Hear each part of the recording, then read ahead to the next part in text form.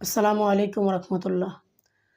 আমরা সবাই চাই আমরা পরিবার নিয়ে অনেক ভালো থাকি বা আমাদের সন্তানাদি, আমাদের ছেলেমেয়েরা দিনদার হোক, ভালো হোক।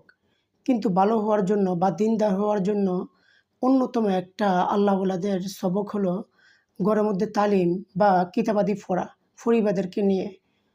তো অন্তপক্ষে আমরা যারা চাই আমাদের পরিবার ভালো হোক বা সুখে শান্তিতে থাকতে চাই, আমাদের অন্ততপক্ষে সন্তানাদি যেন ভালো থাকে বা আল্লাহওয়ালা হয়, আদর্শিক হয়, চরিত্রবান হয়।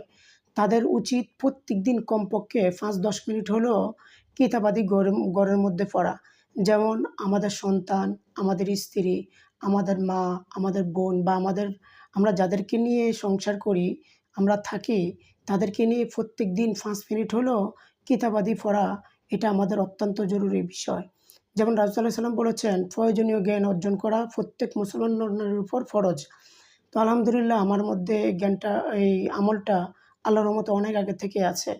তো আমাদের যাদের মধ্যে এই আমলটা নেই, আমরা ইনশাআল্লাহ এখন থেকে হলেও প্রত্যেকদিন রাত্রে ঘুমানোর পূর্বে কিছু না কিছু সময় অন্ততপক্ষে ৫ টা মিনিট সময় হলেও আমরা আমাদের পরিবারদেরকে নিয়ে তালিম করব।